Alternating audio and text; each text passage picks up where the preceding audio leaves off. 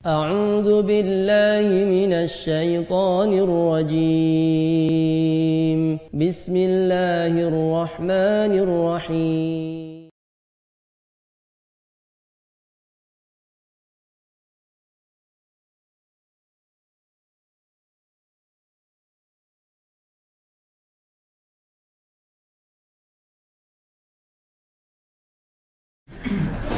Alhamdulillahi Rabbil Alamin. Wassalatu wassalamu ala ashrafil anbiya'i wal mursalin Muhammadin wa ala alihi wa sahbihi ajma'in. Walhamdulillahi Rabbil Alamin. Alhamdulillah, di pagi Jumat yang disebut oleh Rasulullah Sayyidul Ayyam, kita bisa berjumpa, ketemu di majlis dzikr yang dikatakan oleh Rasulullah, idza marartum bi riyadil jannati farta'u, jika di antara kalian melewati taman surga, hendaklah bersimpuh. Wa qila wa ma riyadul jannati ya Rasulullah, apa yang dimaksud dengan taman surga? Rasulullah SAW menjawab, halqatul dzikri, halaqah zikir. Dan halaqah zikir dijelaskan oleh Imam Atha Al-Khurasani, yang dimaksudkan adalah halaqah ilmu, halaqah atau majlis ilmu, karena disitulah kita diingatkan tentang surga neraka, disitulah kita diingatkan tentang kebaikan, disitu kita bisa kembali lagi mengingat perkara-perkara agama yang kita lupakan. Nah, tema yang kita akan angkat ini adalah tema, kalau bisa kita katakan, aktual bagi antum yang memang mengalami dilematik antara melepas anak di pesantren, konsekuensinya jauh dari kasih sayang, perhatian, dan pengawasan orang tua. Tidak dipesantrenkan, celaka akidah moralnya. Ini repot, ini dilematik. Ini seperti nasib anak bapak ibunya cerai, ikut bapaknya telantar pengasuhannya, ikut ibunya telantar makanannya.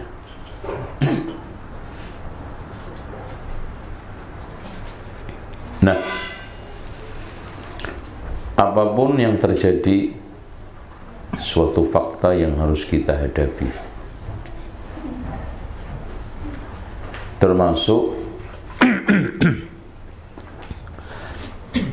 kaitannya dengan menghadapi problem anak masuk pesantren atau tidak,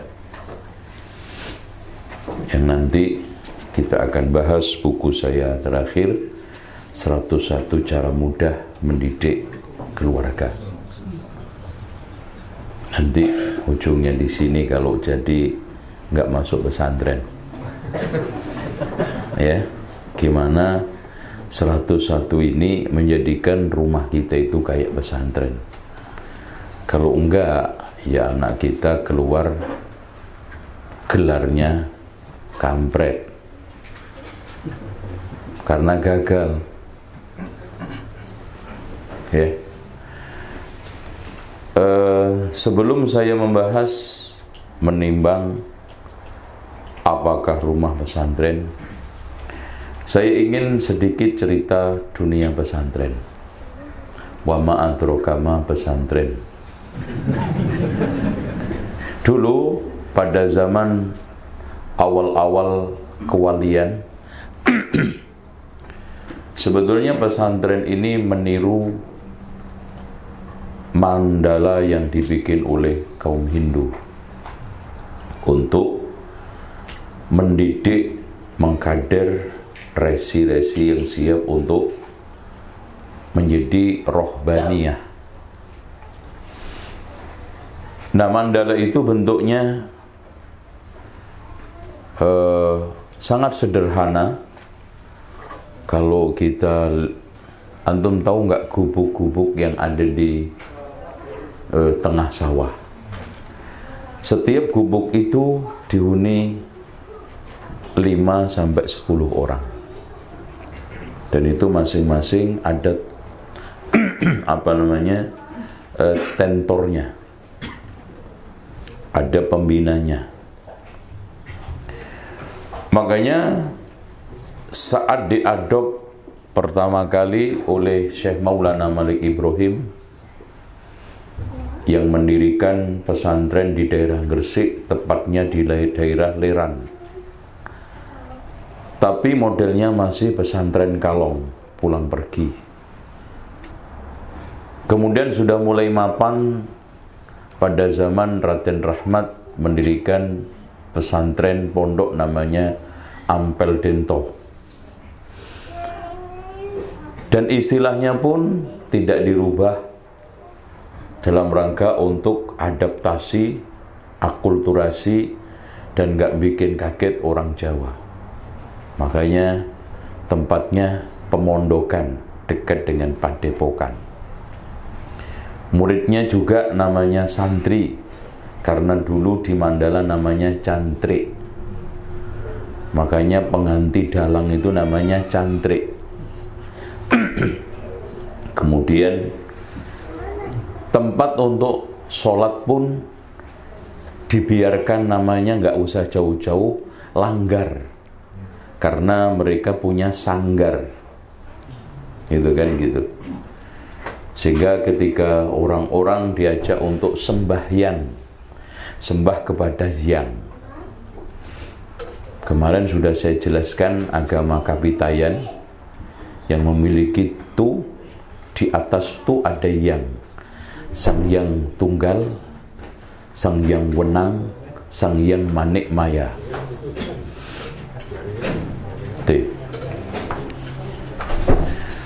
Makanya ketika orang-orang Jawa diajak untuk sholat, dikasih istilah sembahyang, Bapak Ibu sekalian, mbah-mbah, sekarang itu sembahyang bukan hanya boleh disanggar, tapi juga boleh dilanggar. Seneng dia. Akhirnya berbondong-bondong, sholatnya dilanggar. Paham nggak?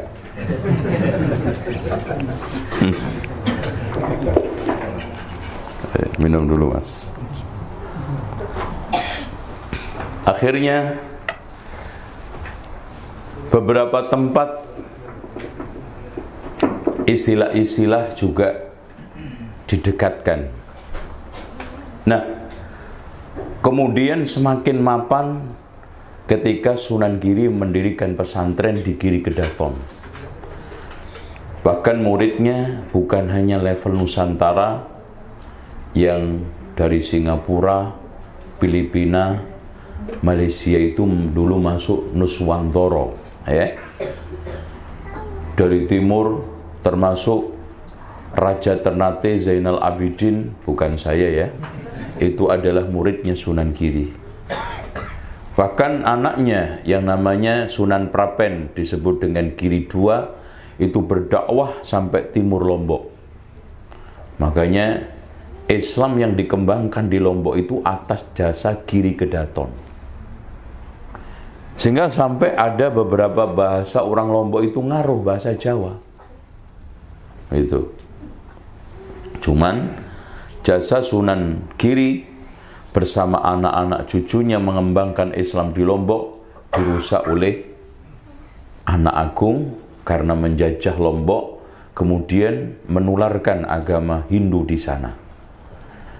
Dan perlu diketahui, Bali itu dulu adalah pelarian dari Mojopahit. Setelah Mojopahit runtuh, tepatnya pertama sudah mulai gonjang-ganjing tahun 1406 Masehi, terjadi perang Paregreg.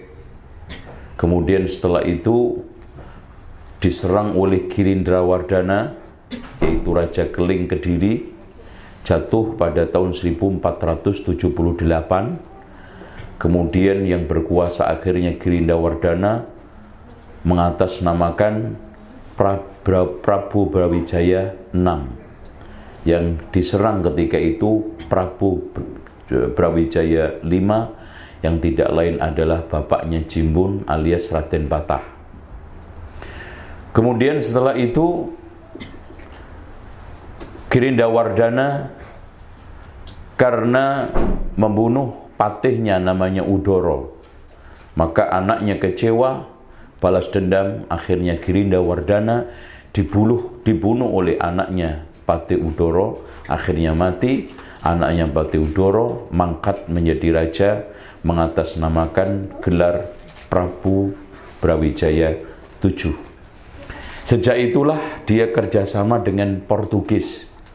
Makanya Demak ketika itu dipimpin oleh Raden Patah sudah membaca kalau ini dibiarkan akan menghancurkan eksistensi Kesultanan Islam Demak dan otomatis akan dimakan oleh penjajah.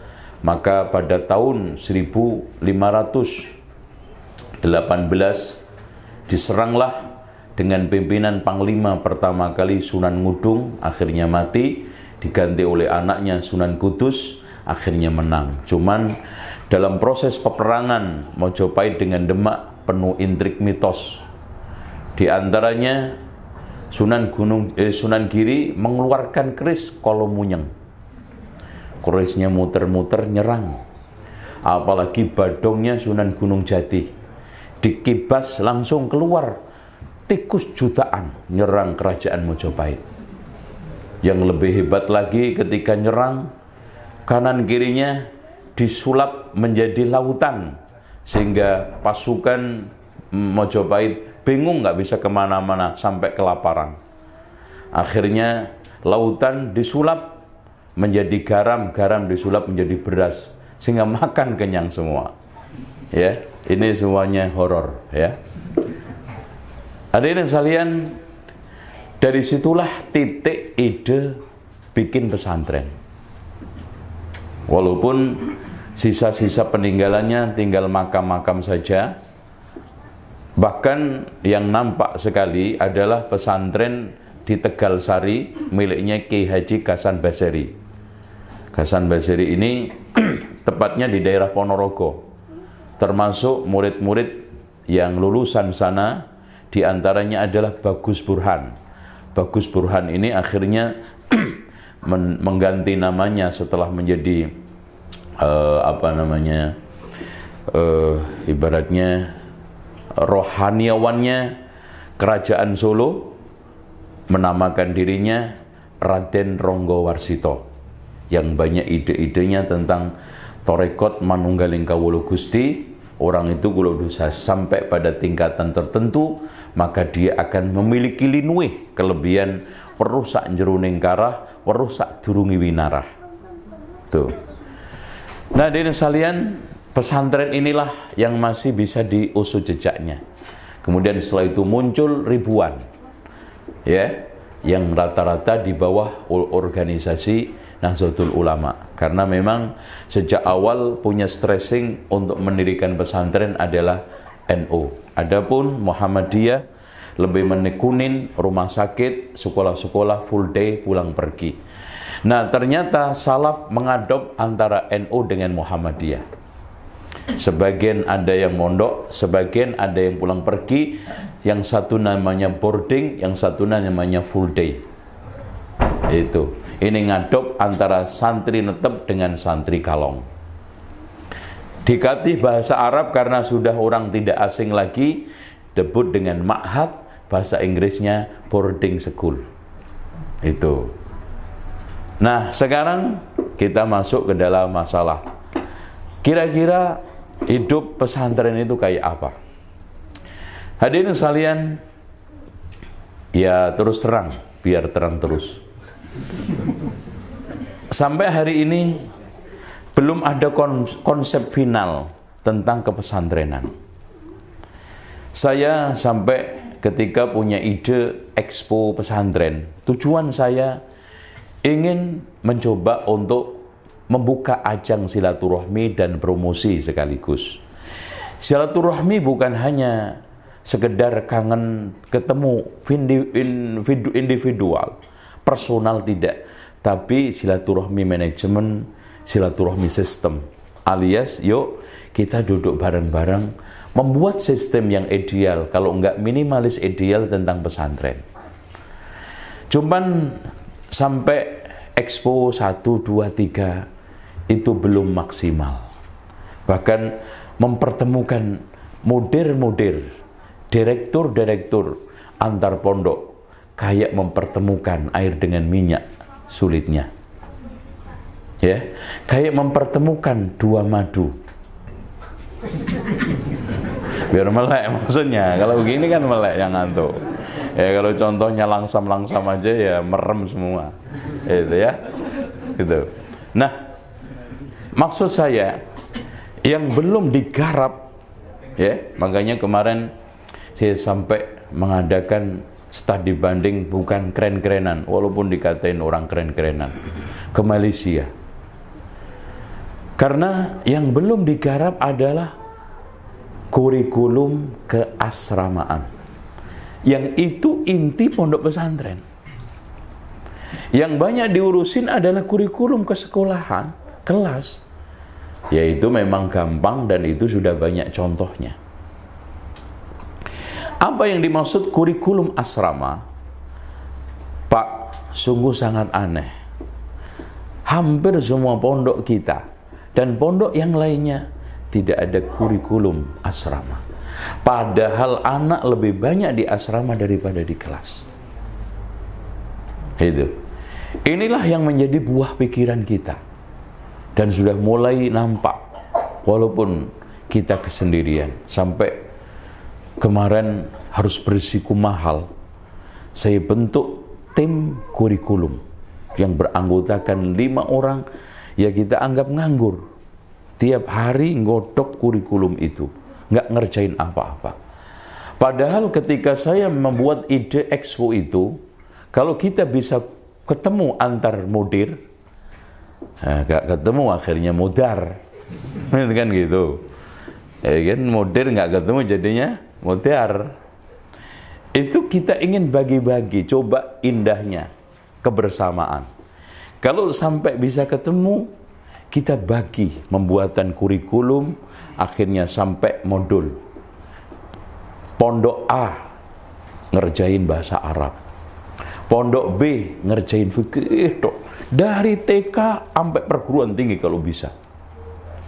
Pondok C mengerjakan fikihnya, pondok ini akidahnya terus, sehingga fokus. Anehnya sekarang bikin sendiri-sendiri, nggak ada yang matang semua. Bahkan kalau nggak mangkrak alias ngambang alias nggak jelas. Ya, ada yang berusaha untuk membuat lembaga atau apapun istilahnya, tetapi masih belum matang karena rata-rata bukan tim. Beda kalau di Saudi dibikin kurikulum oleh tim, di Qatar juga tim. Rata-rata di negeri Timur Tengah. Di Indonesia kan yang digarap tim itu oleh negara cuman umum. Agama masih belum. Makanya antum lihat seluruh kurikulum pondok kaitannya dengan diniyah masih coba-coba. Coba-coba. Inilah. Akhirnya ada yang bikin sendiri, ada yang mengadop, ada yang mengoplos, ada yang nggak mau susah, udah fikihnya pakai Minhajul Muslim, akidahnya pakai Kitabut Tauhid, lalu kalau enggak pakai Al-A'lamul Mansyurah, terus akhlaknya pakai apa? Mungkin juga di Minhajul Muslim juga ada. Terus kemudian tafsirnya mungkin pakai Aisarut Tafasir, hadisnya pakai Arba'in Nawawi, kalau enggak Riyadhus Shalihin, kalau enggak Bulughul Maram, kalau enggak ini. Jadi nyatut sono nyomot sini. Akhirnya kurikulum judulnya asmot, asal nyomot. Ya itu. Jadi betul-betul status kurikulumnya asmot. Inilah problem. Padahal hadirin sekalian, nyawa pendidikan itu di kurikulum. Makanya saat kita diasesor oleh tim akreditasi, yang ditekankan oleh asesor cuma 2. Inti sekolah itu adalah kelulusan. Lulusan itu ditentukan oleh 2. Dokumen kurikulum yang ideal, bagus, betul-betul aplikatif, bukan comot sono comot sini, kemudian ini akui, bukan.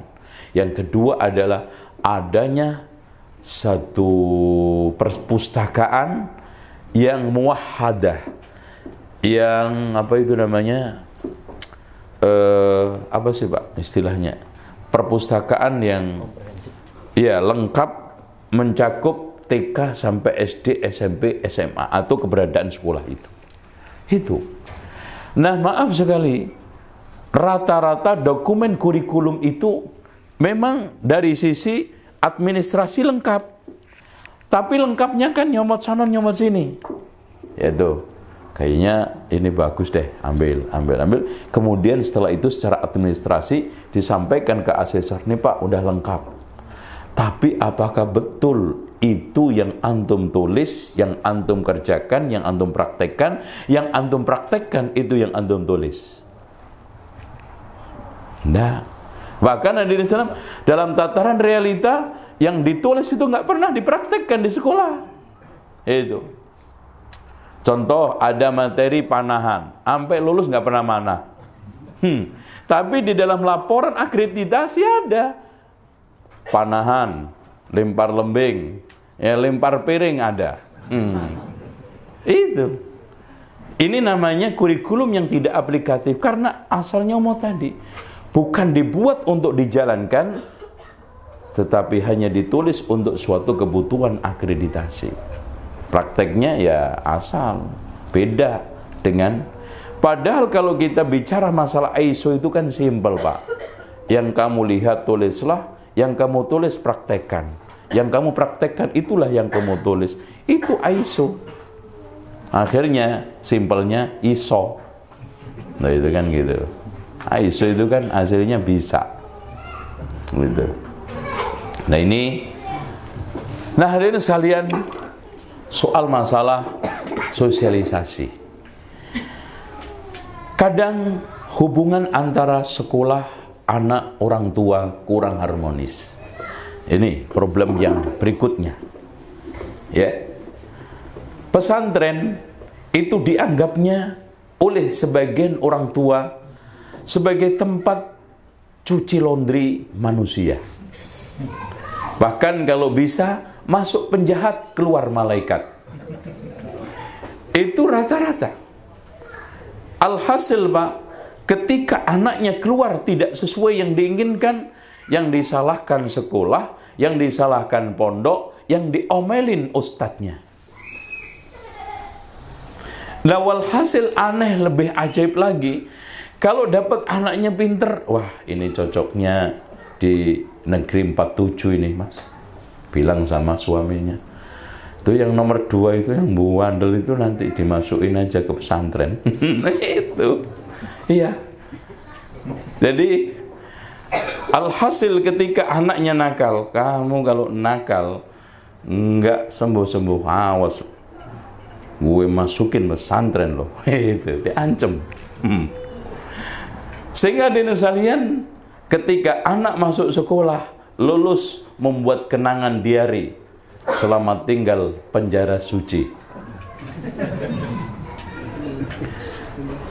Belum lagi hadirin sekalian, sistem keasramaan yang tidak mengacu pada aman, nyaman, bersih.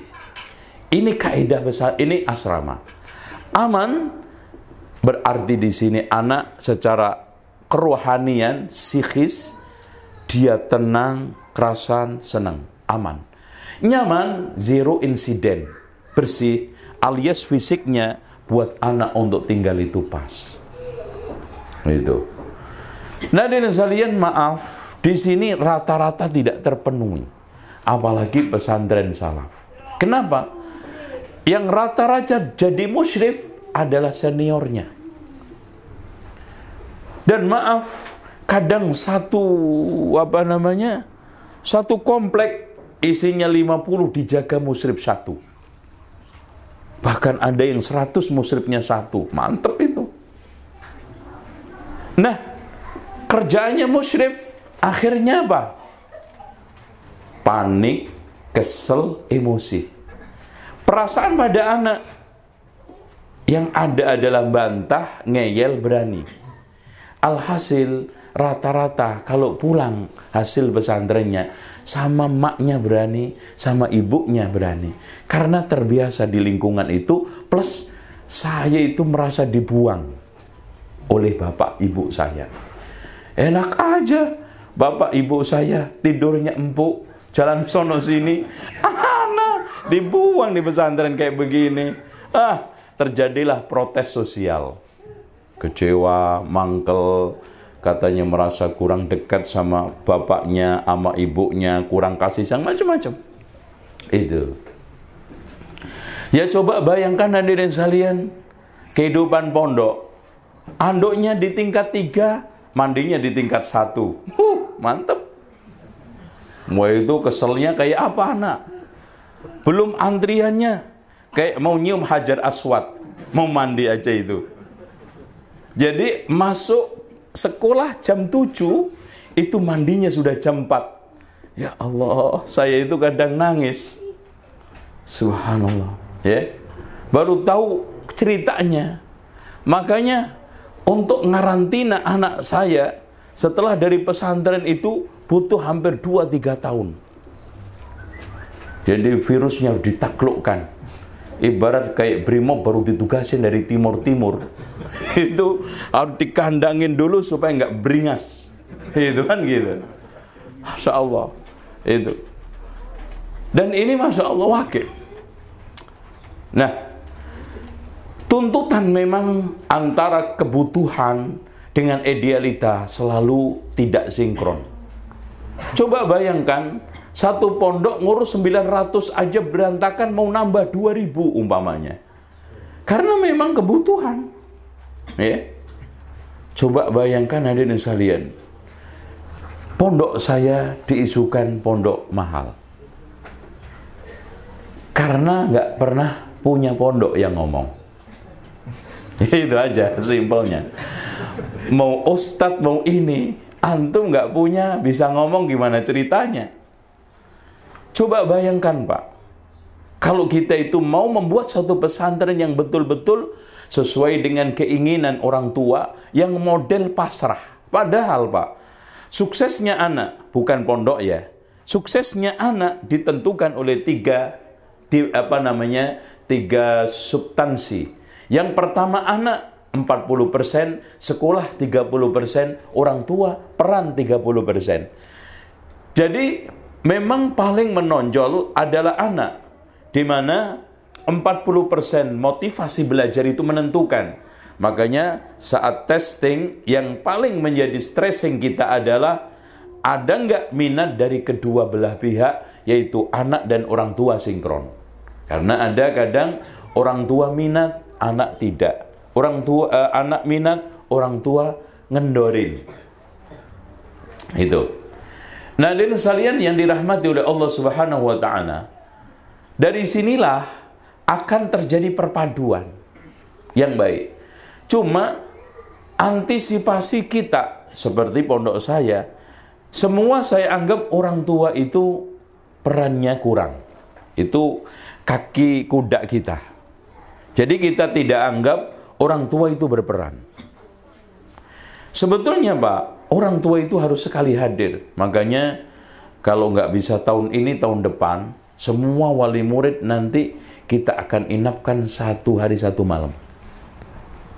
Jadi dia itu seperti anaknya. Kita bangunin jam 3:30. Iya, ayo Pak. Itu entah ibu terserah. Terus kemudian nanti ke masjid. Itu, ya Allah, anak saya begini. Itu ngerti. Terus nanti habis, coba bayangkan Pak, bangun jam 4, kalau memang subuhnya itu jam 5:45. Pokoknya setengah jam kita harus bangun sebelum subuh. Itu untuk murojaah. Kemudian setelah itu saya datang qomat. Ya. Lalu setelah sholat langsung dzikir pagi. Habis dzikir pagi murojaah. Kurang lebih 20 menit. Diawasi oleh masing-masing musyrif. Musyrif itu megang satu kelompok 10 anak. Berarti kalau SMP saya itu 300 anak, antum kaliin aja tenaga. Satu kamar dipegang satu musyrif. Coba antum. Dan ini semuanya nggak ada yang malaikat, Pak. Kalau saya nemu musyrif malaikat seneng gitu ya. Nggak usah ngasih makan, nggak usah ini, wis nggak pernah kenal capek. Sayangnya semuanya manusia. Begitu. Ya. Apalagi banding-bandingin ono lebih gede gajinya pindah. Ono lebih enak pindah. Jadi kita harus menjaga ketentraman, kesejahteraan karyawan itu sendiri, minimal betah nungguin anak antum. Belum lagi nanti hadirin sekalian, bagaimana sosialisasi yang kurang begitu bagus. Makanya komposisinya tidak ada pengabdian lebih daripada 30%. Kita nggak boleh lebih daripada itu. Karena kalau pengabdian semuanya, itu rata-rata gitu. Kerja hanya sekedar nunaikan tugas, habis itu selesai 1 tahun untuk syarat masuk atau dapat rekomendasi atau macam-macam. Makanya di sini kita bagi-bagi tugas betul-betul, Pak. Contoh aja, kan anak itu tidak semua bisa dikerengi, tapi bisa dilembekin. Ada khusus, sudah sepakat, pihak yang tukang kereng. Ya. Jadi ini paling banyak dimusuhi anak. Dan dia sudah siap, karena kita sudah sepakat, antum yang bagian kereng, mukanya pas. Itu. Ini yang bagian lunak. Jadi kalau anak dikerengin biasanya mental, ada yang nangkap bagian lunain. Ya. Coba bayangkan hadirin sekalian, untuk menggiring anak pembiasaan ke masjid, itu kita harus butuh manusia 3 ring. Ring asrama, ring tempat wudhu, sama ring jagain di masjid. Itu. Nggak gampang. Kalau ada orang sekarang gampangi mendirikan pondok, itu kagak ngerti, kata orang Betawi. Ya, berat, Pak. Dalam konteks kita ingin melahirkan satu santri yang ideal, bagus, minimalis, dia itu Masya Allah. Ya. Terus kemudian nanti murojaah itu selesai jam 6:30. 6:30 mandi. Jam 6:15 ya. Habis itu makan, habis itu mandi. Jam 7:45 sudah siap semuanya untuk masuk kelas. Sampai duhur. Duhur istirahat makan. Habis itu udah kita bebasin sampai duhur, asar bebas. Nanti mulai lagi dari asar sampai maghrib, maghrib sampai isya sampai jam 9. Itu ada pendalaman materi, klinik study, ada tryout. Itu. Dan juga hadirin sekalian, jam-jam itu jam bagi anak untuk menambah yang sifatnya kita istilah ada karantinanisasi. Jadi anak-anak yang bermasalah dalam konteks apanya aja, entah itu pelajarannya, entah itu sosialisasinya, kita adakan konseling di situ, klinik situ, karantina di situ. Terutama yang mau lomba-lomba, ya. kemudian juga penambahan-penambahan dari guru baik matematika, fisika, kimia jam itu. Nah, anak rata-rata kelaparan, itu kan. Makanya kalau kita tidak siapkan, itu ada yang beli nasi goreng, ada yang minta security-nya itu mundar mandir, kasihan tuh. Yang kadang nggak sehat. Makanya malam juga harus kita siapkan makanan. Maksudnya ada kantin yang kita buka. Sampai nanti tidur pun ditungguin satu-satu. Dan kita tidak menerapkan musyrif itu tidur di dalam. Karena kasus-kasusnya itu selalu kekhawatiran orang tua terjadi yang tidak diinginkan. Makanya saat kan musyrif itu sudah mulai off, jam 9:30 off. Nah, jam 9:30 itu sudah kita antisipasi, jam 9 security itu minimal 3-4 sudah mulai mengganti posisi. Ya, awalnya kita serahkan kepada musyrif. Musyrif itu paling nggak ahli melek kan. Yang ahli melek security. Kita serahkan dari mulai jam 9 sampai jam 3:30 itu security, keliling semua. Untuk memaksa mereka keliling, karena manusia itu cenderung malas, kita bikin jam amano. Jadi mau nggak mau naik ke tingkat 3 dia, jeglekin per setengah jam, dan kita kasih tunjangan bagus, ya. Dan caranya juga security 3 malam ini ada yang ngejlek, 1 ngeblank, enggak, semua tunjangannya hangus. Makanya semua 3-3-nya jaga semua. Itu kalau sampai ngeblank 1, lu kurang ajar lo. Itu nyalain temennya, gara-gara lu ngelelet lo sekarang, lemburan gue hilang lo, gitu kan gitu, nyalain. Akhirnya 3-3-nya itu menjaga.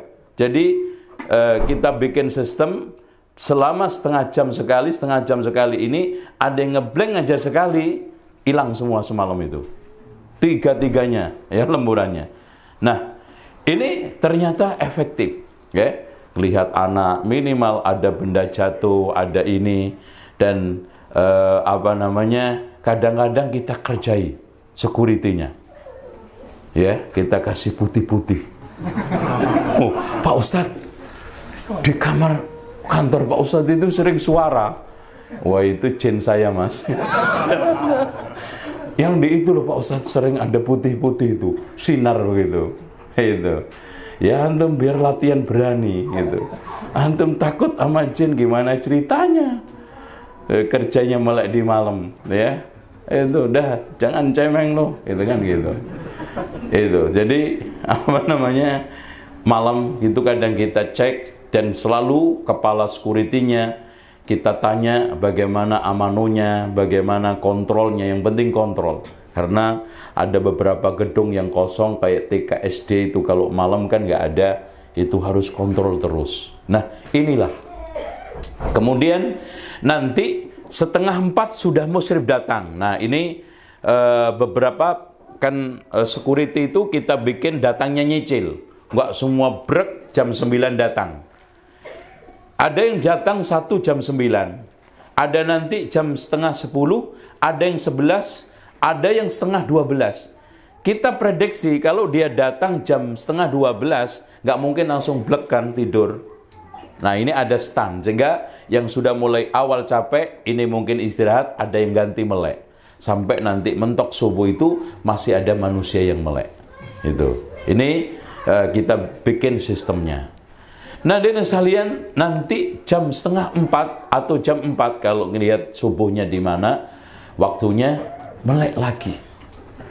Nah, maaf, yang jadi penyakit, orang tua dengar penjelasan ini langsung drop. Ya Allah, anakku kok gitu, kasihan banget. Akhirnya setelah pulang itu dimanjain, ya Allah kasihan di pondok tiap hari bangun seperti itu. Akhirnya apa? Ditanya, Bu, gimana sholat subuhnya anak di rumah? Iya Pak, kasihan Pak. Sekali lah Pak, cuman sebulan sekali kok ngelelet. Ya Allah. Akhirnya rusaknya di rumah. Ya Allah itu. Kadang-kadang anak contoh, udah bagus-bagus ya, kerasan betah.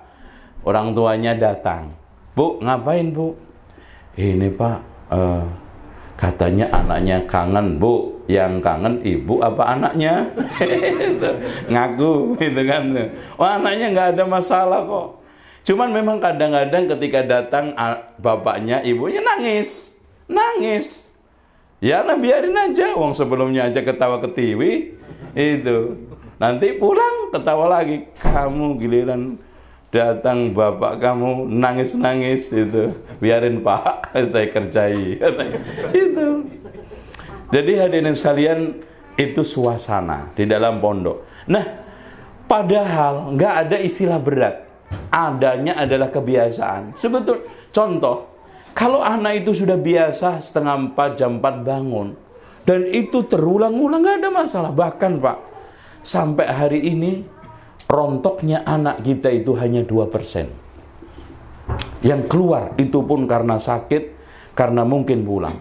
Dan anak itu, subhanallah, saya lihat nggak ada mukanya lecek. Nggak ada. Karena memang kita bikin sosialisasi itu menyenangkan. Guru-gurunya juga jangan sampai kerengnya itu dibikin-bikin. Karena ada kita setel, ada yang bagian kereng, ada bagian ini. Sehingga tidak ada suatu action yang dadakan, yang tiba-tiba muncul. Nah, anak kasih contoh ya, kebiasaan itu ya Pak. Jadi jangan mendengar seperti ini, waduh anak saya jangan-jangan nanti keluar stres Pak. Kayaknya kalau di pondok nggak bisa gede kuntet. Jangan takut. Gini Pak, coba antum lihat sekarang. Antum pernah nggak di Indonesia itu kan sering ada penjual sekutang yang malam-malam. Itu pernah saya pulang dari kajian, kayaknya adem karena hujan, istirahat sebentar, nyegat sekuteng, saya makan, minta jajan ya, sama supir. Saya tanya, Pak, Bapak kerja seperti ini udah berapa tahun Pak? 9 tahun Pak, Masya Allah. Lah keluarnya jam berapa Pak setiap hari? Ya rata-rata jam 9, jam setengah 10 Pak, subhanallah. Terus pulangnya Pak? Ya jam 2, jam setengah 3. Tiap hari Pak? Iya. Bapak bisa begitu Pak? Ya biasa begini Pak, loh jawabannya. Biasa. 9 tahun. Anak antum biasa tiap hari bangun jam 4. Tiap hari murojaah. Tiap hari Quran. Nggak pernah sekarang disibukkan game TV, Masya Allah.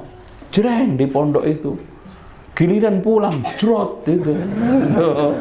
Di pondok jreng, di rumah, aduh udah. Itu. Rata-rata kalau habis liburan panjang, saya tanya, adik-adik, ayo angkat tangan. Siapa yang tidak main game? Itu pertanyaannya. Itu kalau harusnya kan pertanyaannya, ayo siapa yang nggak main game, nunjuk kabeh. Itu kan nggak ada yang dipilih berarti. Pertanyaan, yo siapa yang nggak main game? Ada, angkat tangan 1, 2. Itu pun gamenya rusak. Astagfirullah. Ya Allah, udah hancur itu. Makanya kadang-kadang ya Allah, kadang ngeman. Yang suatu kita bangun susah. Kalau liburan panjang itu deg-degan. Ya Allah, ini nanti pulang utuh enggak ya anak saya ini.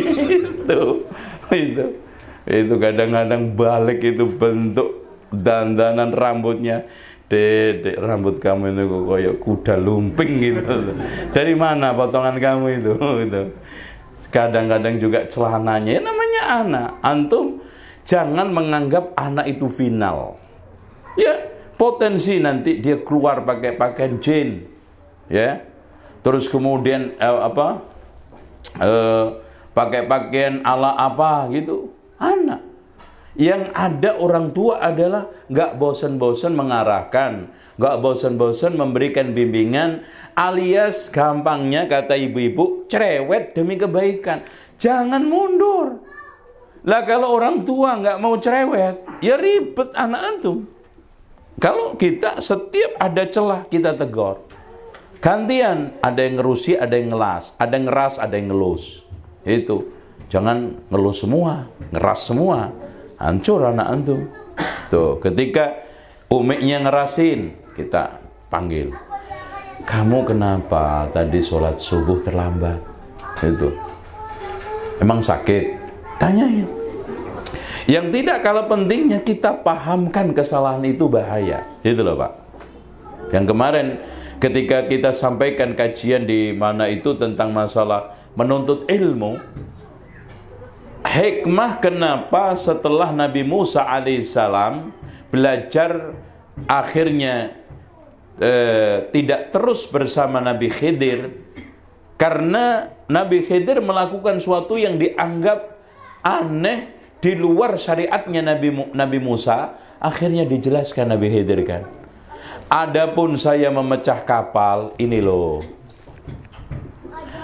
Anak juga begitu, pelanggaran. Jadi seorang guru, seorang musyrif, siapapun orangnya, tidak hanya dituntut pandai menghukum, berinovasi dalam menghukum, tapi lebih pandai menjelaskan kenapa anak itu dihukum. Itu contoh. Saya kalau di masjid ya, kita jelasin adik-adik, kita itu mau sholat menghormat Allah, kita jelasin ulama-ulama salaf bagaimana dulu sholat ya, terus kemudian tata cara sholat ya, kemudian praktek-praktek ya, pas gerhana matahari bulan kita ajak sholat gerhana, pas paceklik susah hujan kita ajak istisqa. Kalau sekarang sesekali kita tanya anak-anak kelas 7 biasanya yang baru-baru ngimpi basah, adik-adik ada yang sudah ngimpi basah, kadang ada yang belum tahu, Pak Ustadz ngimpi basah apa?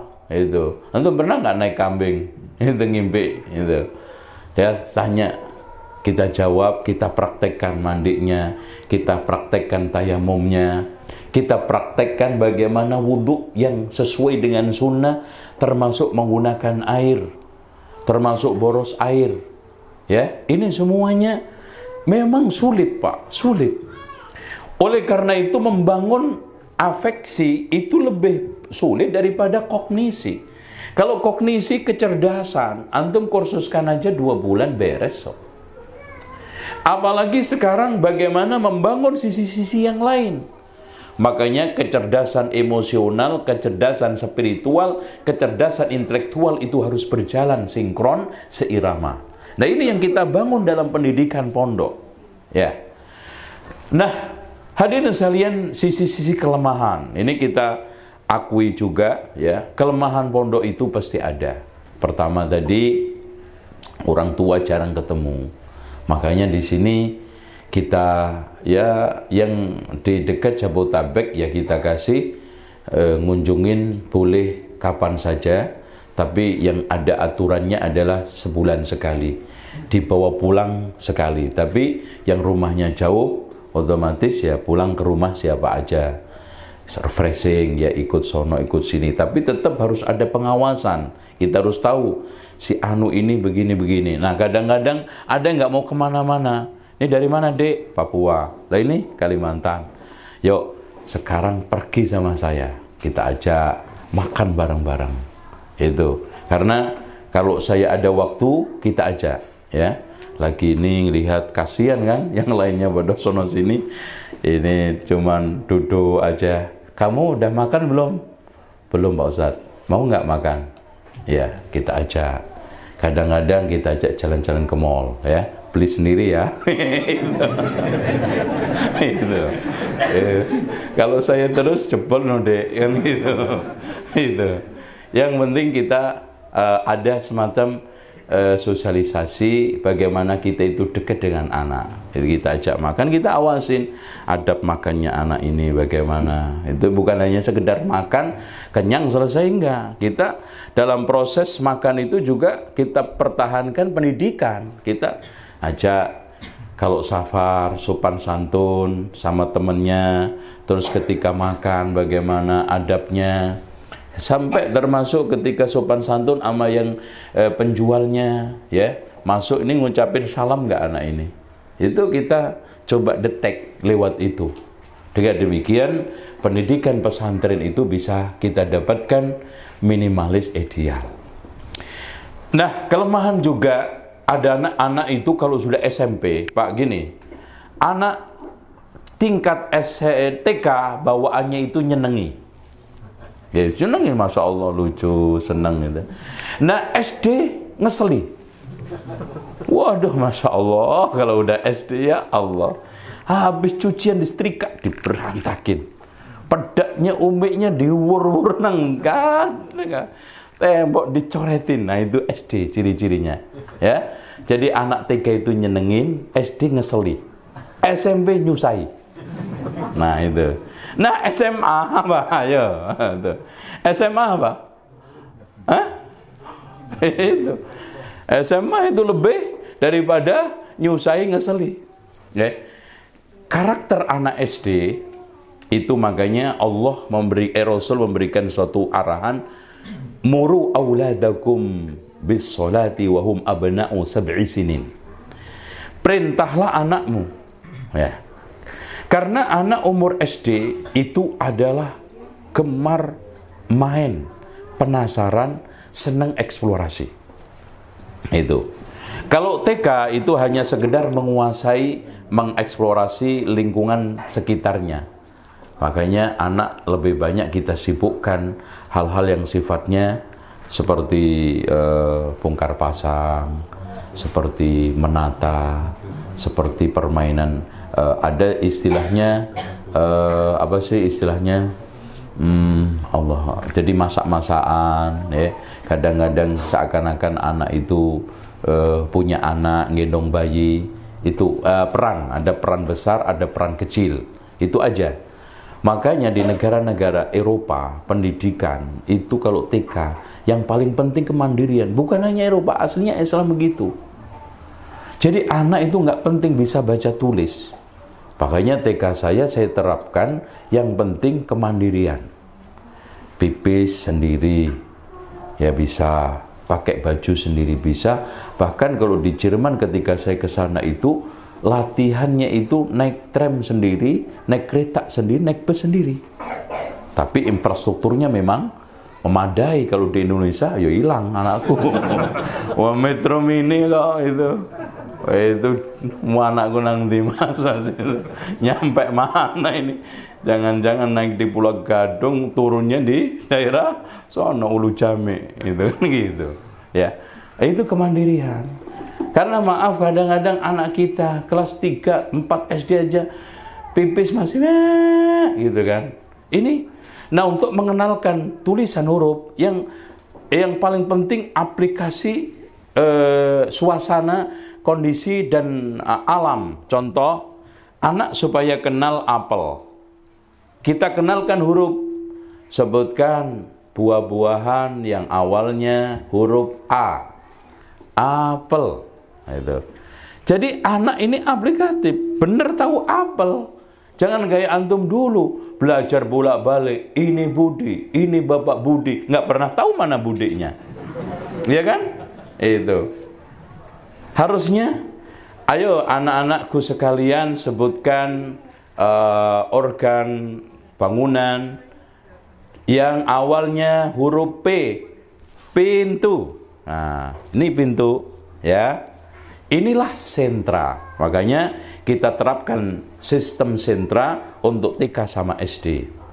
Jadi sentra itu apa? Sentra itu adalah proses pembelajaran di mana guru lebih banyak belajar kepada anak, bukan anak kepada guru. Bahkan sesekali orang tuanya juga kita masukkan ke kelas. Ya, yo. Ibu sekolah kayak anaknya. Nah, orang tua ini gurunya juga begitu, tampil seperti ngajari anaknya, ngerasakan. Nah, Masya Allah, dan akhirnya subhanallah banyak anak-anak sembuh yang ada hiperaktif ini. Bahkan ada anak kasus ketika masuk nangis saja, lucu, dikasih minum nangis, Mau pipis saja nangis. Akhirnya kita analisa bersama-sama, ini pasti di rumahnya kalau mau minum dibentak-bentak oleh orang tuanya. Kalau mau pipis dimarah-marahi. Ya betul. Kita datangkan, kita ini nanya, Bu, anak ini kalau makan, mau minum sering dimarah-marahi ya? Iya. Tuh, coba sekarang kita mulai bareng-bareng. Alhamdulillah sembuh. Ya, periang. Jadi enggak, karena apa? Anak itu akan terbawa pada suasana dimanapun. Kalau anak itu tiap hari ketika mau ganti pakaian, antum marahi terus, dimarahi ibunya, dicibitin terus. Setiap mau ganti pakaian, nangis, takut. Nah itu.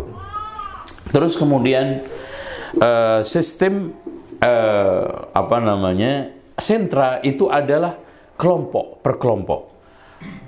Mempelajari sesuatu itu berdasarkan klasifikasi suatu masalah. Contoh, sekarang ketika kita bahas masalah hadis, bukan runutan A, B, C, 1, 2, tapi kita sekarang ngupas hadis sabar. Yo, sekarang semua bahas masalah hadis sabar. Sabarnya yang kita jadikan penekanan, sehingga anak ketika belajar hadis itu dapat poin, aku harus sabar. Sampai pulang negor sama bapaknya, Pak, sabar dong. Nah, berarti udah hasil. Kok nggak sabar jadinya? Itu. Jadi teguran-teguran yang manis kepada anak akhirnya dipraktekkan di rumah, bapak ibunya akhirnya ditegur juga. Makan tangan kanan. Di rumah juga gitu. Makan tangan kanan. Itu. Di kelas, jangan nonton TV. Nyampe rumah, jangan nonton TV. Terus begitu. Jadi multi level marketing. Ya, runut. Inilah sentra. Sekarang kita akan belajar hadis kejujuran. Semua, bahkan ucapan ulama tentang kejujuran, ayat tentang kejujuran, hadis. Guru pun ketika memberi sesuatu hadiah, maknanya kejujuran. Makanya kadang-kadang kita ada tukar hadiah karena temanya kasih sayang. Terus kita kadang-kadang jenguk dia sakit karena temanya adalah itu. Jadi tematik. Inilah namanya sentra. Sehingga anak itu fokus bicara, fokus kontrol diri, fokus di dalam bertindak. Dan segala sesuatu yang dia alami, dia dapat, dia lihat, kita jelaskan. Contoh aja, ini buku. Fungsinya apa, Dek? Buku untuk dibaca. Letaknya di mana? Makanya kalau sudah sentra itu berhasil, nggak mungkin anak meletakkan suatu tidak pada tempatnya. Rapi banget. Nah kalau kita kadang-kadang sepatu nangkring nondi, kaos kaki di mana, itu hadirin sekalian. Oleh karena itu, sentra itu nanti Islami. Wadul syai' fi mahalli, meletakkan suatu di pada tempatnya. Nah ini kita bikin TK, SD, SMP sampai SMA. Tuh. Letaknya sepatu, letaknya tas, letaknya ini, semuanya. Sehingga paham fungsi segala sesuatu. Jadi mengetahui fungsi itulah hakikat daripada apa, Pak? Inti pembelajaran antum. Kan antum intinya ketika mendidik apa, Pak? Inti ujung-ujungnya anak itu tahu fungsinya sesuatu. Contoh tas, fungsinya untuk wadah buku. Makanan fungsinya apa? Sampai, Pak, kalau sentra itu berhasil, per ini dijelaskan, adik-adik, orang kalau makan ini nanti efeknya karena kandungannya seperti ini, nanti dihubungkan di Quran seperti ini. Itu sentra sampai detailnya. Jadi anak itu ketika sekarang menghadapi segala sesuatu, tahu baiknya, tahu buruknya, tahu manfaatnya, tahu madaratnya. Itu. Nah ini soal masalah kaitannya dengan pendidikan sentra. Hadirin sekalian, jam berapa, Pak? Hah? Oh, udah habis ya? Belum. Selesai jam berapa? 10. Ini baru bahas pesantren, belum rumah ini. Nah, hadirin sekalian, sekarang pilihan siapa yang ingin memasukkan anak ke pesantren seperti itu gambarannya. Nah, saya ingin tadi melanjutkan. Jadi kalau anak SMP itu punya kelemahan minimal paling apa ya? Paling pokok itu 3. Sebetulnya banyak. Kalau TK itu kan biasanya 1 nangisan, ngompol, terus kemudian tidak kontrol gerak, tidak kontrol bicara, itu aja masalahnya. Kalau SD biasanya 1 suka usil, melawan kalau diberitahu, bos pasti malah ngelawan, nantang malah. Itu. Terus kemudian anania, apa saja yang milik dia nggak boleh dikasih orang, apalagi makanan. Itu dirangkul kayak begini, ya. Pokoknya orang lain nggak ada yang bisa memiliki. Dan yang ketiga, yang keempat, anak SD itu tidak tahu kepemilikan. Yang penting di tangannya itu milik dia. Nggak peduli. Datang ke rumah orang, uncluk, buka kulkas, ambil. Milik saya, itu di otak dia. Itu nggak peduli, ini milik sopo. Pokoknya yang di tanganku itu milik saya. Terus kemudian hadirin sekalian yang tidak kalah pentingnya, biasanya anak umur seperti ini sudah mulai ingin tahu sesuatu yang paling baik untuk dirinya. Makanya disuruh untuk sholat. Sholat itu testing 1 tarbiyah. Anak antum nurut enggak? Tandanya disuruh sholat, mau. Loh, itu nurut berarti. Orang tua itu kan adem kalau ngelihat anak nurut kan. Lah kalau berengkele kan deg-degan gitu. Waduh, ini koyo aku ini. Gitu. Waduh, mulai ya Allah, ini nurun bener ya anak. Tapi ini disuruh masjid, alhamdulillah selamat, alhamdulillah. Terus nggak nurun gitu. Nah, itu testing. Daripada antum tes suruh beli terasi, nggak asik kan? Suruh untuk keliling push up, antum suruh sholat. Nah, itu poinnya.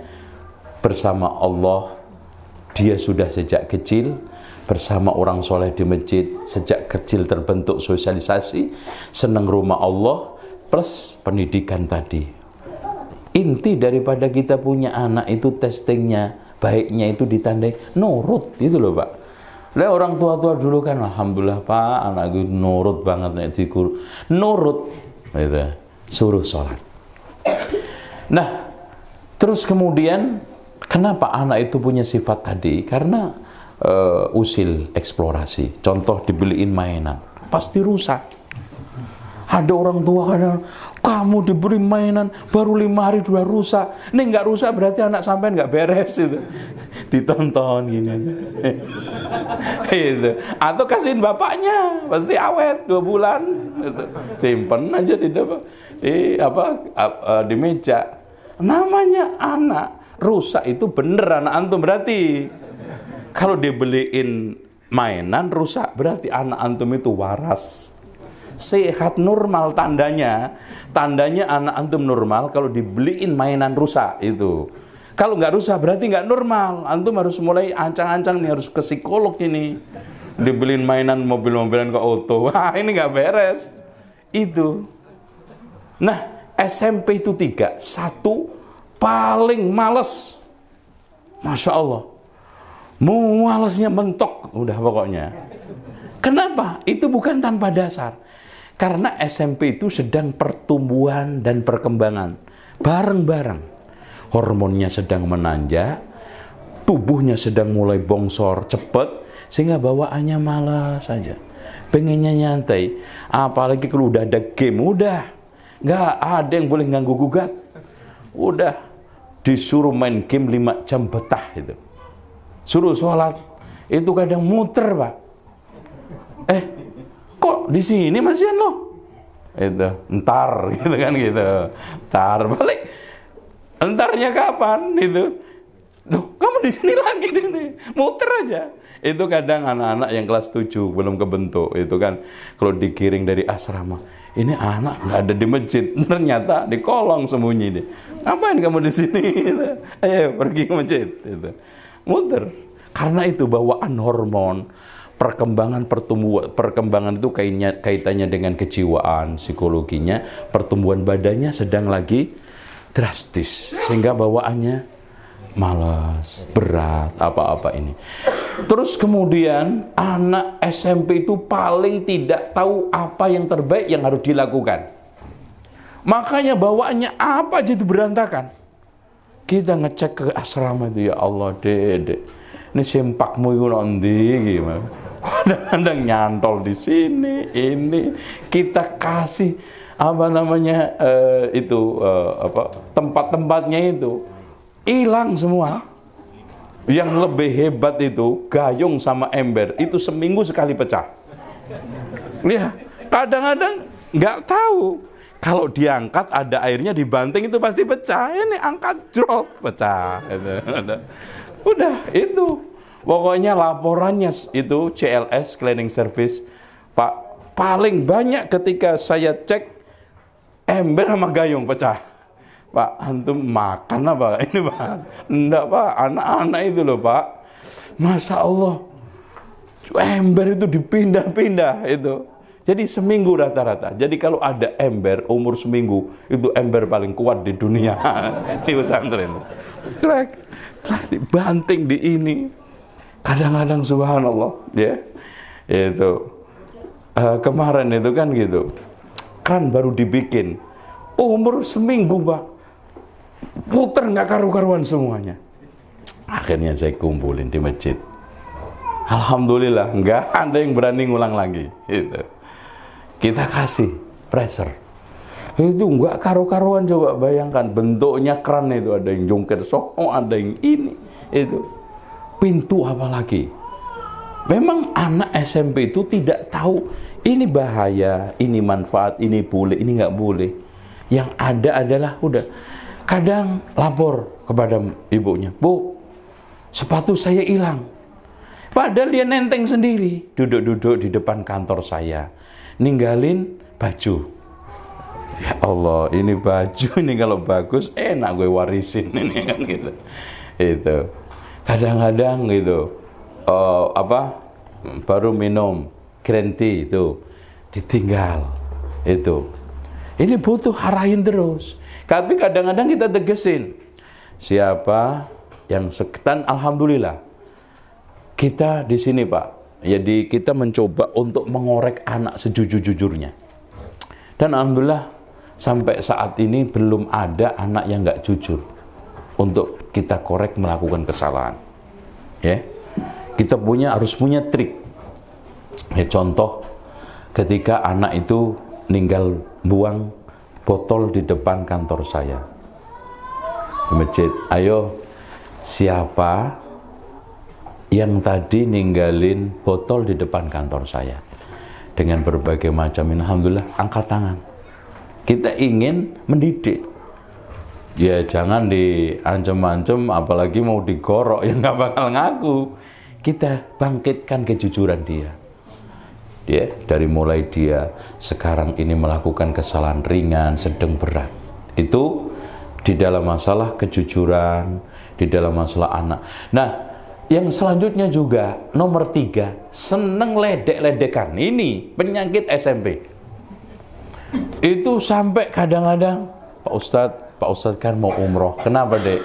Tolong Pak Ustadz saya doain supaya nggak dibulin teman-teman. Nah, itu sampai minta doa mau umroh. Masya Allah.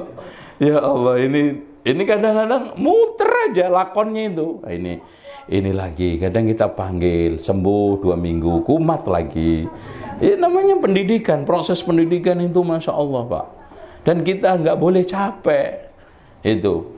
Kita kasih nasihat, kita kasih ini, bahkan ustadz-ustadz semua nggak peduli materi yang diajarkan, mau kimia fisika, kita wajibkan per 5 menit setiap mau ngajar untuk melakukan tausiah, pesan moral, kejujuran, sabar, nggak boleh ngibulin anak, nggak boleh ini 5 menit.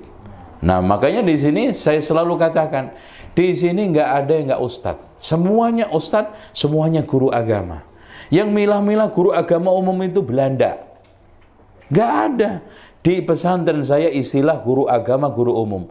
Semua guru adalah guru agama. Harus ngerti agama. Harus bisa memberi pencerahan kepada anak agama. Maksud anak sekarang wudhu sholat aja nunggu. Wah ini kayaknya guru agamanya nggak beres. Panggil dulu, nggak ketemu-ketemu baru besok.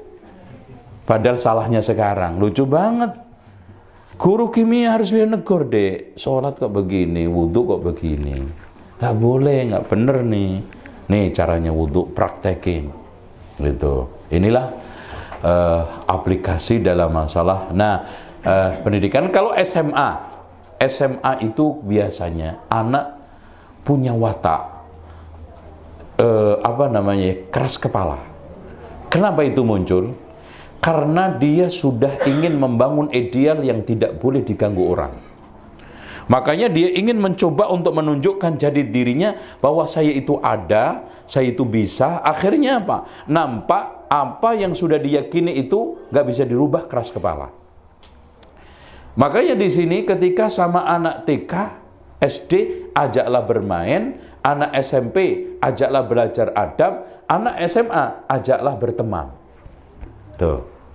Makanya orang tua ketika punya anak umur SMA, itu jangan sekarang diperlakukan, maaf ya, kadang ada sebagian orang tua atau guru pengen wibawa, tampil keren, salah. Bahkan pengen ditakutin semua anak, salah. Makanya kalau ada guru yang punya prinsip seperti itu, saya panggil, Mas, antum kayaknya jadi kuntilanak lebih baik, Pak.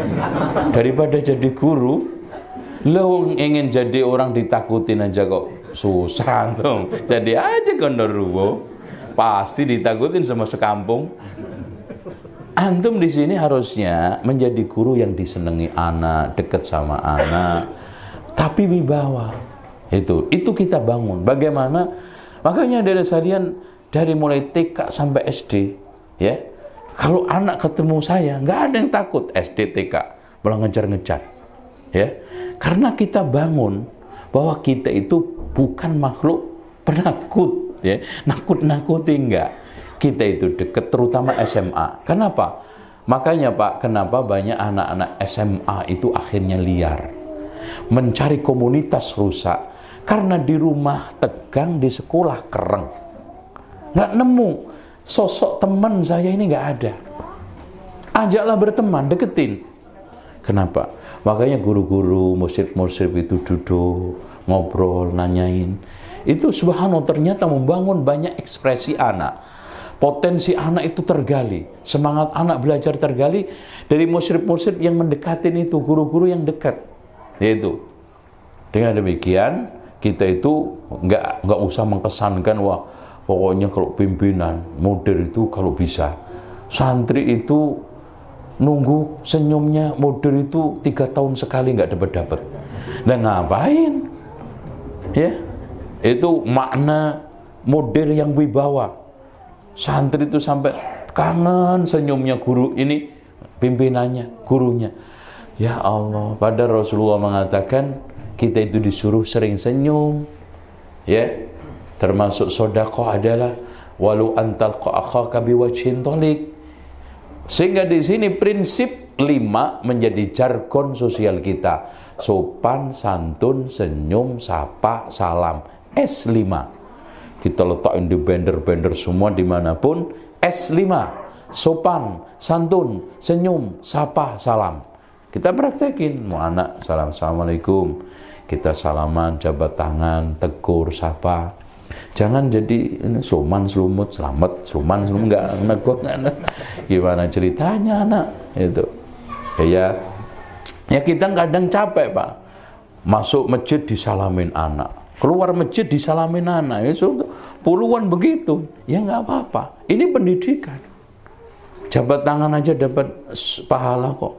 Anak sih gampang aja. Saya infak sodako nggak begitu lancar. Surga saya nggak banyak. Ya udah, kata Rasulullah SAW, Allah akan mengampuni orang jabat tangan dan yang paling terakhir melepasnya. Itulah yang mendapatkan pengampunan lebih banyak. Udah. Assalamualaikum 10. Assalamualaikum warahmatullahi 20. Assalamualaikum warahmatullahi wabarakatuh 30. Alhamdulillah. Itu aja. Dan demikian terbangunlah anak itu etika, sopan, santun, senyum, sapa, salam. Ini di pondok. Nah, untuk di rumah kayaknya tahun depan. Itu, aduh. Ini begini, saya pilar ada bekal utama pendidik muslim kalau kita ingin menjadikan rumah ini pesantren. Satu, pahami semua suami istri, orang tua, pendidikan adalah bagian daripada ibadah. Rutinitas antum didik anak seperti rutinitas antum keluar masuk masjid untuk sholat jamaah. Sebagaimana antum nggak kena capek, nggak kenal bosen, nggak kenal futur, ya udah, pendidikan seperti itu. Berbagai macam rona-ronanya. Nyari masjid sulit, kadang macet, itu rona-rona. Kadang-kadang di masjid lama nunggu imamnya nggak datang, itu masalah. Mendidik anak adalah perjuangan. Makanya pengorbanannya Masya Allah. Ya materi, ya ini, ya Masya Allah. Ya coba aja orang tua itu dari mulai. Makanya sering saya katakan punya anak itu banyak susahnya daripada senangnya. Tapi Alhamdulillah Allah kasih karunia kita senang disusahi anak. Hampir semua orang tua senang disusahi anak. Coba kalau antum punya anak dari mulai kecil sampai gede nggak pernah minta apa-apa, ngenes nggak antum? Ngenes banget tuh, ya Allah. Anak nomor 2 ini ya Allah tawaduk banget, ngalim banget, tapi kebangetan mas, nggak pernah minta apa-apa. Padahal kalau antum dimintai anak ini itu kesel. Coba kalau antum apalagi ibu-ibu punya anak nggak nangis 6 bulan, ayo, wah ribet cari tukang ruqyah.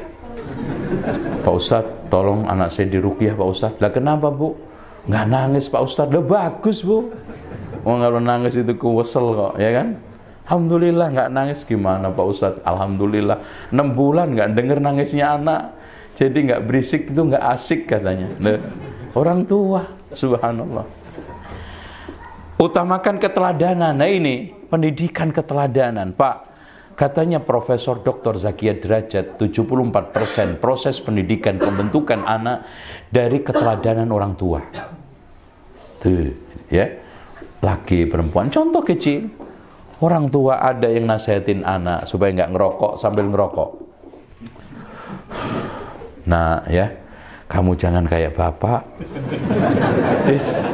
Bapak ini udah kadung.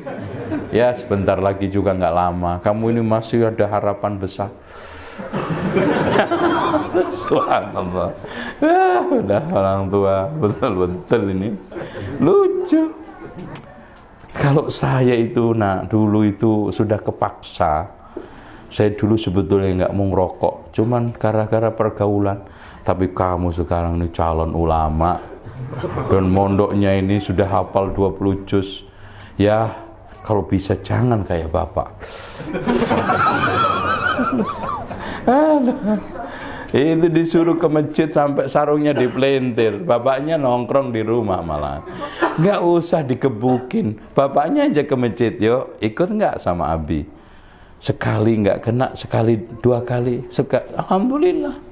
Itu loh keteladanan. Ucap mengucap, makanya kalau saya itu melihat orang-orang public figure ngomong-ngomongnya, tingkah lakunya nggak bisa jadi teladan, itu miris. Dalam dunia pendidikan bagaimana anak buahnya di organisasi yang orang dengan gampang sering ngomong goblok-goblok itu loh. Contoh aja, semakin panjang jenggotnya semakin goblok. Itu kan didengar anak buahnya, anak cucunya, santrinya kan pendidikan yang nggak bagus. Akhirnya dengan mudah itu nanti ditiru. Nah itu keteladanan. Bahkan keteladanan adalah metode pendidikan paling influentif. Maksudnya mengena, mengakar dan juga memberikan suatu perubahan yang dahsyat. Mendidik dengan kelembutan, ya. Aslinya sikap orang tua kepada anak itu kelembutan, bukan kasar. Dikit-dikit gebuk, dikit-dikit kerang, dikit-dikit plototin. Jadi anak itu stres di rumah. Walhasil girian dia itu mendapatkan komunitas pelampiasan, hilang sama slang, sama ini, sama itu, bahkan sama teman-teman jalanan. Apalagi sekarang ada wadah pang sebagai media paling bagus untuk melarikan dari hiruk pikuk ketegangan rumah tangga.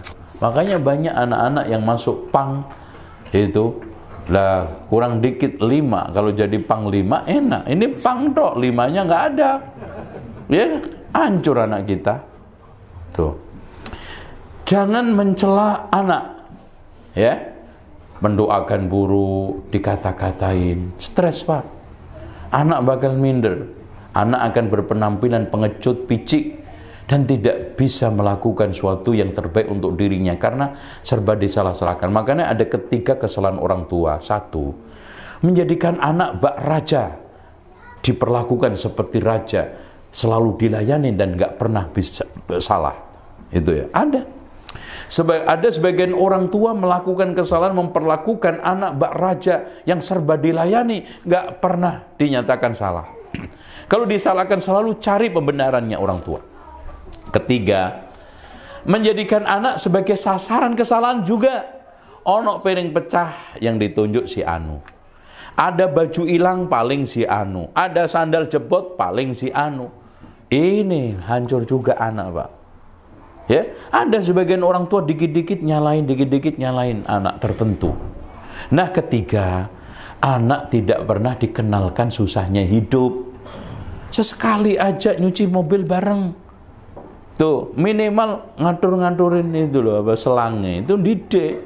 Jangan terus dimanja. Sekali-kali yo tanam bunga ikut, minimal nyiramin, sertakan, ya. Supaya anak kita itu ada deal kehidupan, melihat alam fakta. Kemudian yang dalam hal-hal yang terkait dengan mencela, mendoakan, mengatakan anak, ngasih titel buruk, entah ke badannya, entah memberikan gelar. Ya, intinya gini Pak, Aisyah aja ditegur keras sama Rasulullah loh Pak.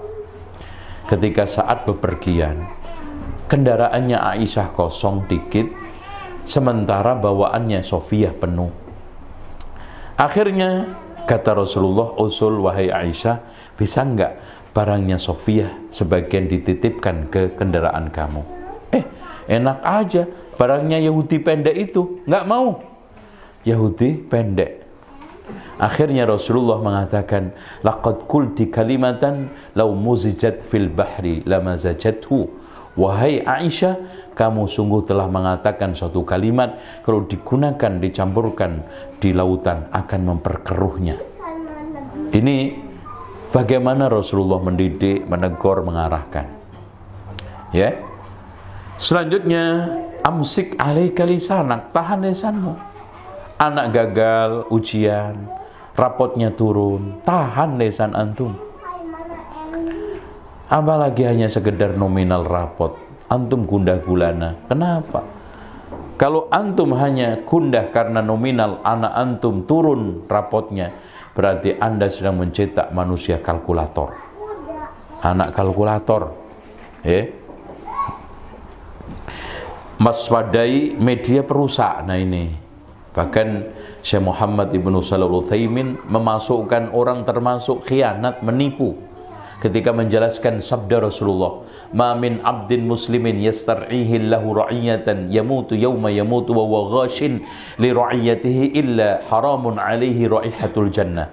Tidaklah ada seorang mukmin ketika dikasih kepercayaan oleh Allah apa saja, berupa apa aja, termasuk anak, istri, rumah tangga, kemudian mati, saat mati khianat terhadap amanahnya, maka mati tidak menemukan baunya surga. Termasuk menipu khianat adalah membiarkan alat musik di rumah, kata Syekh Muhammad Ibnu Shalih Al-Utsaimin. Bersikap adil kepada keluarga, anak antum, ya sikapin. Hati antum bisa beda-beda, tapi tampilan, perhatian, senyum, memberi uang, jajan, antum jangan beda-bedakan.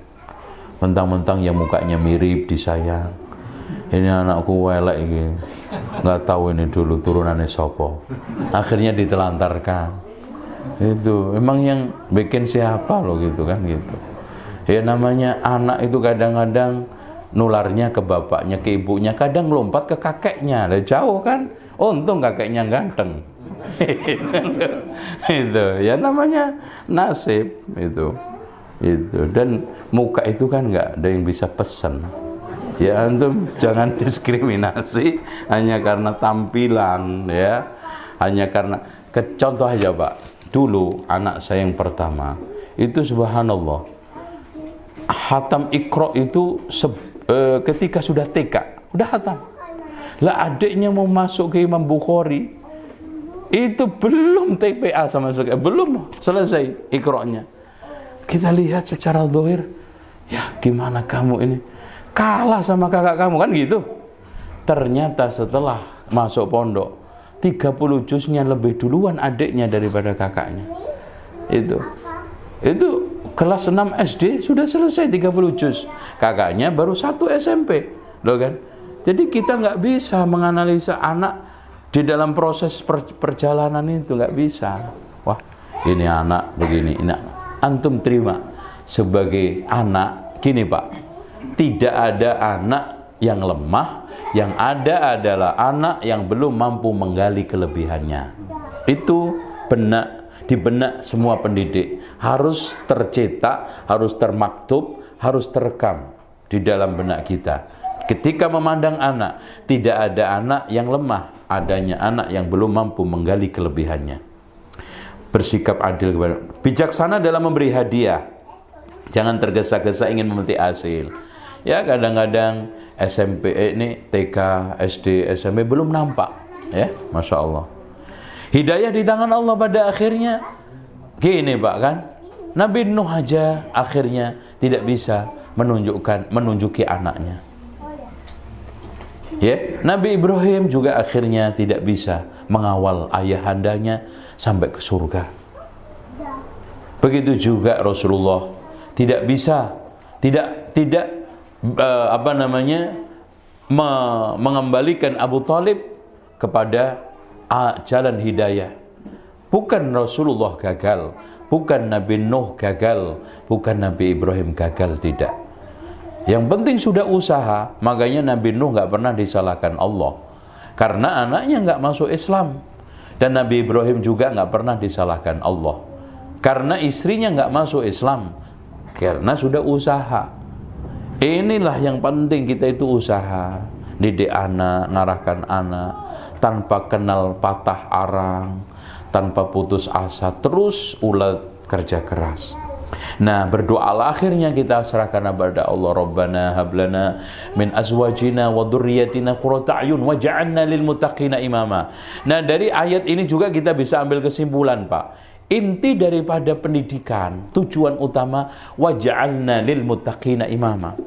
Karena kalau antum didik anak, tujuannya anak antum supaya bisa kerja di perusahaan asing, rugi. Kaya raya, rugi. Jadi pejabat, rugi. Antum dapat apa? Loh, orang tua saya katakan tadi, banyak susahnya daripada senangnya. Hamil susah, lahiran senang cuma sehari doa, alhamdulillah Mbak, lahir, alhamdulillah selamat. Habis itu susah lagi. Jam 2 bangun, pipis, ya apalagi maknya, bapaknya mah ngorok. Itu kadang-kadang giliran anak sukses mah, anak kita ini masya Allah cerdas. Giliran mipis sih, itu anakmu. Kurang ajar anakmu gitu. Mah anakmu lo pipis itu cebok ono.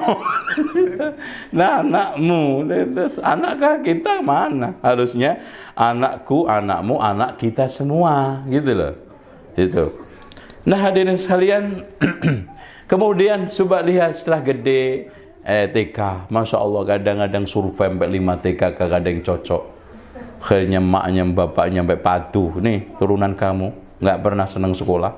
Enak aja loh, turunan saya, bapak-bapak saya ini, saya dulu senang sekolah. Paling mbah kamu ini gitu. Ini turunannya itu akhirnya tengkar tuh antar desa. Di kampung kamu mah SMP aja udah jadi presiden itu. Beda keluarga saya loh, akhirnya apa? Jelek-jelekan. Nanti habis itu lulus, paling banter senangnya cuma sekali apa? Wisuda, foto-fotoan. Itu tok. Dah, habis itu masuk SD 6 tahun. Jemput pulang pergi, masalah di sekolah, biayanya, subhanallah. Ya, nanti masuk SMA, SMP 3 tahun, habis itu SMA, habis itu perguruan tinggi. Setelah lulus kemana? Diambil orang. Maknya sama bapaknya paling dikasih foto di rumah. Oh itu cerita ngalor ngidul Pak. Wah, anak saya itu Pak, Masya Allah hebat itu Pak, sekolahnya itu di UI. Nanti Mas, nanti Bu, itu foto nih nggak bisa nengok kanan kiri itu. Orangnya mana? Ya dibawa orang nikah. Habis itu pun emang antum bergelimang harta dari anak antum. Kalau orang tua membeliin mobil anak banyak Pak. Kalau orang tua membelikan rumah anak banyak, tapi anak membelikan rumah mobil orang tua bisa dihitung jarinya bebek lagi cuma 3 itu. Jangan ngimpi antum.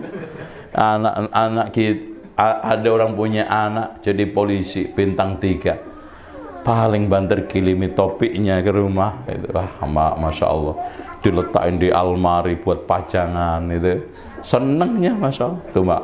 Anak saya itu di Jakarta sekarang hebat Pak, jadi polisi tuh topinya seneng itu. Seandainya dikasih pakaian bekas dinasnya juga buat apa? Itu paling banter buat ke sawah. Itu orang tua. Yang kita cari cuma satu, waja'alna lil muttaqina imama. Itu aja, nggak banyak yang kita harapkan. Oleh karena itu, disinilah rahasia kenapa di dalam Al-Quran itu banyak nas yang mengingatkan anak supaya baik sama orang tua, bukan orang tua sama anak. Di samping plus kebaikan orang tua ngalir secara alami, kemudian fitrah menyayangi anak, dan Masya Allah, maaf, tidak ada satupun orang tua yang tidak mau disusahin anak tadi. Dari situlah dengan sendirinya alami menyayangi anak, memperhatikan anak. Tapi anak lihat betapa cepatnya lupa, hilang perhatian, ya. Assalamualaikum afiyah. Terus intinya di sini 101 cara mendidik keluarga. Di sini antum sebetulnya kalau ada waktu kita kupas sebetulnya. Makanya tadi kita repot juga, anak mau pilih penekanannya di rumah, pesantrennya nggak kena, ditekanin pesantren ya begini, ya. Ya, meningkatkan ilmu agama, mengadakan kajian rutin, menghafal Al-Quran, menghafal hadis, mendaftarkan keluarga ke lembaga tahfidz, menghadiri kajian Islam, mengunjungi rumah dai, menggantungkan sarana informasi, dan seterusnya ya.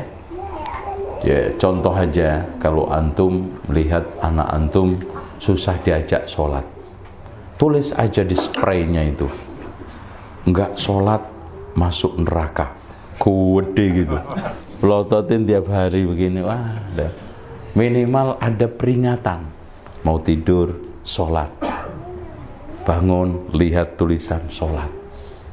Di depan rumah juga begitu, kasih aja banner, tum ganti setiap sebulan sekali, pesan-pesan moral, sayangi yatim piatu. Masya Allah, bolak-balik melototin anak kita, istri kita, sayangi yatim piatu.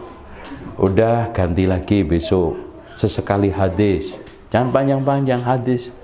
Apal Pak antum, mosok 2 bulan melototin hadis satu nggak apal-apal itu di depan pintu. Innamal a'malu binniyat. Itu kayak kita ganti lagi, ya. Rasulullah SAW mengatakan la tahqirranna minal ma'rufi syai'a, atau hadis apa-apa yang pendek atau pesan-pesan moral dari ulama, kita kasih jadwal aja setiap seminggu atau 2 minggu sekali, lepas 2 minggu. Dan Masya Allah, Alhamdulillah sekarang sarana prasarana bikin banner itu nggak mahal kok.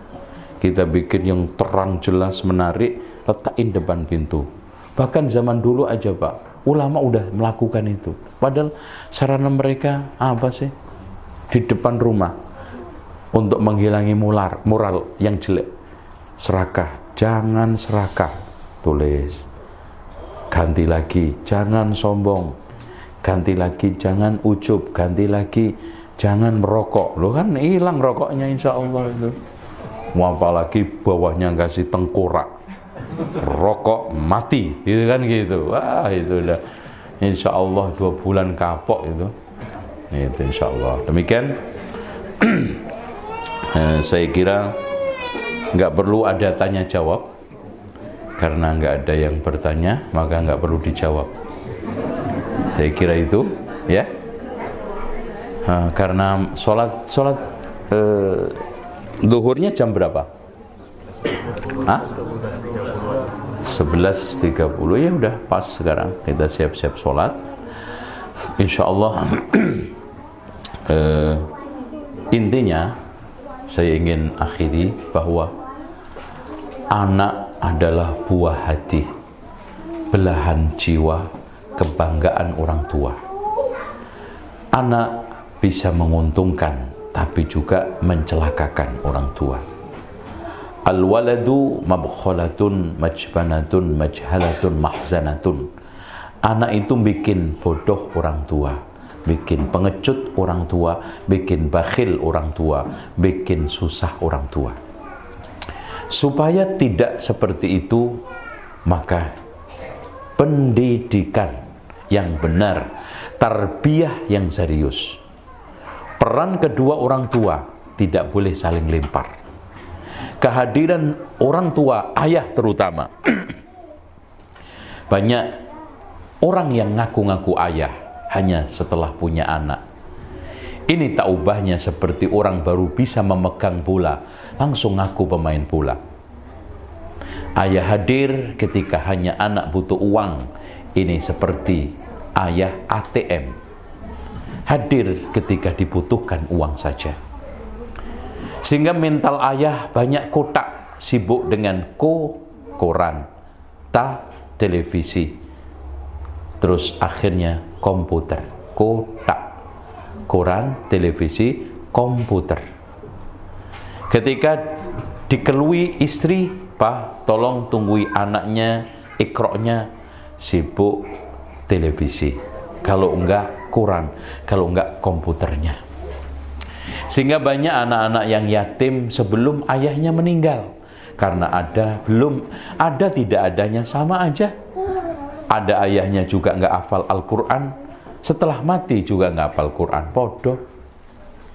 Padahal Imam Syafi'i hanya dibesarkan seorang janda menjadi ulama besar, hafal Quran sebelum umur 9 tahun. Sementara hadirin sekalian, kadang-kadang ada ayah menuntut anaknya supaya sholatnya rajin ke masjid.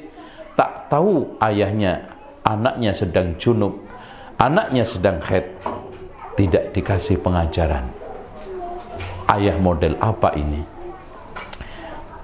Oleh karena itu disebutkan di dalam Al-Quran, peran pendidik ditonjolkan banyak ayah daripada ibu. Lihat Luqman Al-Hakim, ayah apa ibu?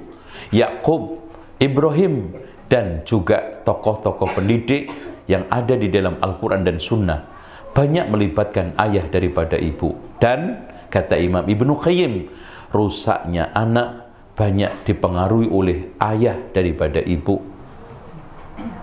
Sementara kita sering apa aja ibu, antar jemput sekolah ibu, evaluasi ibu, bayaran ibu, daftarkan TPA ibu. Maaf, kadang-kadang Masya Allah lakinya untuk nganterin ke masjid daftar TPA aja nitip sama tetangga. Tanya, mana Pak? Mancing. Subhanallah, mancing sempat. Padahal tolong dicamkan, anak itu dinisbatkan nasabnya kepada ayah, bukan kepada ibu. Sungguh sangat culas dan zalim. Sang istri tiap hari sibuk dengan pendidikan anak, giliran gede binnya kepada bapak. Ya, itu terlalu enak itu. Nih ya, insya Allah dengan cara itu kita akan mendapatin anak-anak kita soleh yang akhirnya waladin solihin yad'ulah, mendoakan kita, untungin kita, simpanan untuk akhirat kita insyaallah. Demikian, subhanakallahumma wa bihamdika asyhadu an la ilaha illa anta astaghfiruka wa atubu ilaik. Wassalamualaikum warahmatullahi wabarakatuh.